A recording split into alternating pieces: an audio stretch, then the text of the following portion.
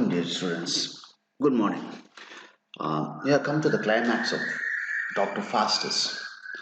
So, before summing up the summary of Dr. Faustus with scene number 13 and epilogue, we will just have a recap of the story from the beginning.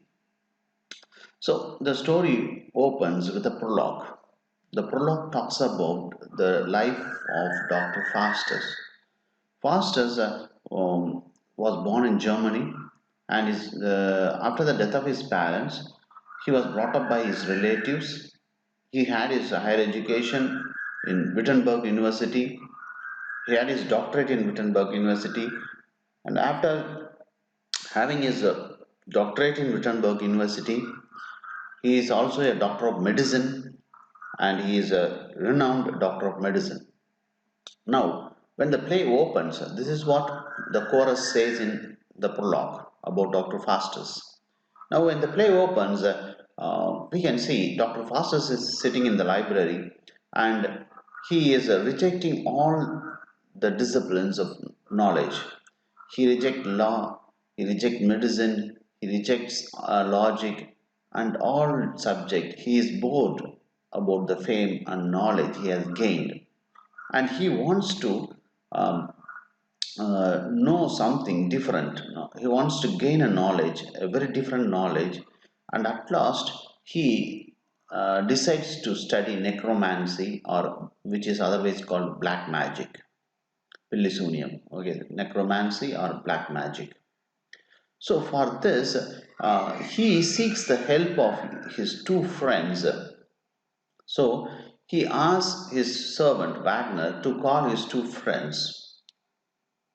And so when Wagner goes out to call his two friends, Dr. Faustus is hunted or is visited by two angels. One is good angel and bad angel. The good angel asks Dr. Faustus not to study necromancy because it is a forbidden knowledge, forbidden subject or forbidden knowledge. So human beings are not supposed to study the necromancy. So the good angel wants not to study necromancy, but bad angel advises Dr. Faustus to study necromancy to become like to gain the power of God. So these are the two angels which hunt Dr. Faustus and induce Dr. Faustus. Good angel asks Faustus not to study necromancy, but bad angel wants Faustus to read necromancy to gain power. So when Wagner reappears, the good angel and bad angel disappear, and in short period of time, his two friends come into his room. And when Dr. Faustus says his idea or his thirst to read necromancy or study necromancy, his two friends help Dr. Faustus by recommending some books. So they recommend some books. However, the two friends recommend not to study necromancy because it is a forbidden knowledge. However, Faustus decides to study necromancy, and that night, Dr. Faustus sits in a magic circle and he chants mantras. As a result, Mephastophilis and Lucifer stand and watch the activities of Dr. Faustus, and at last Lucifer sends Mephastophilis to visit Dr. Faustus. So Mephastopheles appears as an ugly figure before Dr. Faustus. So Dr. Faustus is not happy with the appearance of Mephastopheles. So he asks Mephastopheles to appear in a good appearance. So he comes as a monk or Samyar or Mephastopheles. He comes as a monk, M-O-N-K, before Dr. Faustus. So Dr. Faustus is before that okay, the appearance of monk appeals Dr. Faustus, and he readily accepts Mephastopheles. Now Mephastopheles asks the reason for calling him, and Dr. Faustus says that he needs his service. And Mephastophilis says, for this I need to get the permission of my master Lucifer. And Dr. Faustus sends Mephastophilis with the word saying that he needs the service of Mephastophilis for 24 years, for which he is ready to sell his soul to Lucifer. That is what the agreement that Dr. Faustus says to Mephastophilis to convey it to his master Lucifer. And Mephastophilis goes away to convey the message of Dr. Faustus to Lucifer. And again, Dr. Faustus is alone, and he is hunted again by good angel and bad angel. And for this reason, the play is called a morality play. So the good angel comes and asks Dr. Faustus to reconsider his learning necromancy. But again, bad angel shows the power, shows how powerful he can live and how happy he can live by gaining the power of God. So these two good angel and bad angel again appear, and they ask good angel asks Faustus to not to read necromancy. Bad angel wants Dr. Faustus to read necromancy. So, and after a short period of time, Mephastopheles reappears, and he says that Lucifer has given permission for his service to Dr. Faustus. So now, yes, agreement is signed between Dr. Faustus and Lucifer. So Dr. Faustus immediately takes a knife and cuts his hand, and the blood flows. And when the blood flows, it immediately clots. So Mephastopheles goes and fetches fire to loosen the blood so that he can write the agreement in the blood. So he fetches the fire and the blood again becomes liquid, and Dr. Faustus signs the agreement in his blood. The agreement says that Mephastopheles will work for Dr. Faustus for 24 years. After 24 years, Dr. Faustus' soul will be taken away by Lucifer. This is the agreement. And the agreement is signed, and immediately after the agreement signed, in the hand of Dr. Faustus appears Hugo Fudge, which means "Oh man, fly." Now, Dr. Faustus can fly anywhere in the world in no time. And now Dr. Faustus start asking questions to Mephastopheles. He asks various questions about planets. He travels with Mephastopheles to planets. He sees the heavenly objects. He sees the nine planets around the world, and he questions number of questions about the sky, about the earth, about the planets, and everything about the astronomy. He first is more interested in astronomy, and he questions Mephastopheles about astronomy, and he again reaches the earth again. And at last, here, Dr. Faustus questions Mephastopheles about who made all these, who created this world, this planet, earth, sky, and everything. And Mephastopheles refuses to answer. He says, "Our kingdom has denied to answer this question." And Dr. Faustus gets angry, and Mephastopheles disappears, and Lucifer appears. When Lucifer appears before Dr. Faustus, he parades seven deadly sins before Dr. Faustus. So, seven deadly sins walk before Dr. Faustus, and for the first time, Dr. Faustus looks at these seven deadly sins amazingly. And after this, Lucifer gives a book of chants, mantras, so that he can take any shape at any time. So Dr. Faustus gets happy and reads the book, and now he is very happy. And after reading the book, now he calls Mephastopheles, and he puts his plan to for his travel. from starting from Germany, they go to different European countries, and at last they land in Rome. When Dr. Faustus and Mephastophilis land in Rome, Dr. Faustus wants to get into the private chamber of Pope, and Mephastophilis takes Dr. Faustus to the chamber of Pope. That day, uh, Pope has arrested a man who has who had um, made a plot to become Pope in joining hands with Charles V, German Emperor. So Pope gets angry and he wants the man to be jailed. So at this time, Mephastophilis and Dr. Faustus appear before Pope as a cardinals, as servant, and Pope hands over the prisoner to Faustus and Mephastophilis. And Mephastophilis and Dr. Faustus take away the prisoner and send the prisoner, giving him a horse to go back to Germany. Now, when again the original car servant appear before Dr. Faustus, Doctor before Pope questions about the prisoner, but they deny that Pope has not given them any, handed them any prisoner, and Pope gets angry and asks the guard or the police to present the two cardinals or the servants, and this is watched by this is watched by Dr. Faustus and Mephastophilis, and they laugh.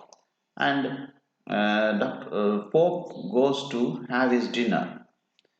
When Pope sits for his dinner, Faustus makes the food fly in the air.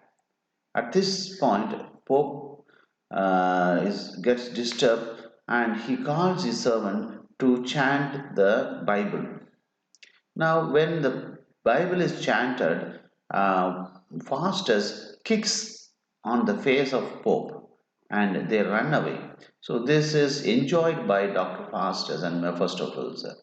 So, after this visit to Rome, Dr. Faustus again comes to Germany, and there is a subplot where Wagner learns in meantime when Faustus is in Rome, Wagner reads the books of Faustus and he learns to call some smaller spirits, and when small, so he appoints a clown as his servant and asks the clown to call him Master Wagner.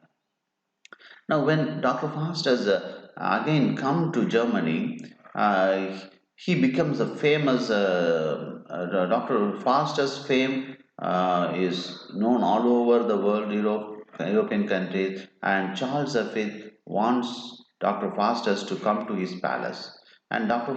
Faustus goes to the palace, and Charles V wants to conjure or want to see Alexander the Great and his lover.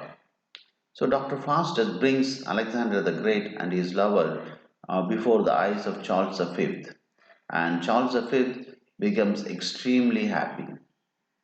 And in the palace of Charles V, there is a knight who mocks Faustus about bringing Alexander the Great, and Dr. Faustus gets angry and plants two horns on the head of the knight. And when the knight asks excuse for his behavior, Dr. Faustus asks the knight to give respect to the scholars. So from there, he goes away, and later, on his way, he meets a horse trader, and Dr. Faustus sells his horse to the horse trader, and he also asks the horse trader not to take the horse into water. And but what happens is when the horse trader takes the horse into water, it turns into hay, vehicle. It turns into hay, and the horse trader comes again to meet Faustus. And when he comes back, he sees Dr. Faustus sleeping in a good sound sleep. So he goes and wakes up Dr. Faustus, but Dr. Faustus pretends to sleep. So he gets angry and he pulls the leg, and the leg comes in his hand, and the horse trader runs away. And again, there is a subplot here. There is two characters, Robin and Rafe, who has learned some magic. Robin has learned some magic, and he takes Rafe to a tavern to drink. There, he hears some conversation between two persons. That is, the horse trader and a hay seller. Hay na vehicle power. They two talk. The hay seller tells to the horse trader that Dr. Faustus wanted to have some hay to eat, and I asked to eat hay, and Dr. Faustus ate away the load full load, and he only gave me little money. And at the same time, the horse trader also says that he was also cheated by Dr. Faustus, and he took away his leg, and he has kept his leg in his home. This is overheard by Robin and Rafe in the tavern, and all the four and the tavern servant, the tavern who gives drink, decide to meet Dr. Faustus, and they come to meet Dr. Faustus. At this time, Dr. Faustus is called by the Duchess of Van Hort. So he goes to meet the Duchess of Van Hort, and when in the Duchess of Van Hort, Duke is more impressed by the power of Dr. Faustus. But the Duchess is not happy. So Dr. Faustus asks Duchess what she actually desires. Now the Duchess says she needs ripe grapes, and Dr. Faustus brings ripe grapes to Duchess, and she becomes happy. At this time, the four people, Robin, Raphael, the horse trader, and the hayman, come and meet Dr. Faustus, and they complain to Duke about the activities of Dr. Faustus. But Dr. Faustus makes them smile and make them run away. And this makes Duke happy, and they smile at the joke created by Dr. Faustus. And after visiting Manhot, Dr. Faustus, there we stopped, and this is the climax, comes to his library. Now we'll see what happens in the library.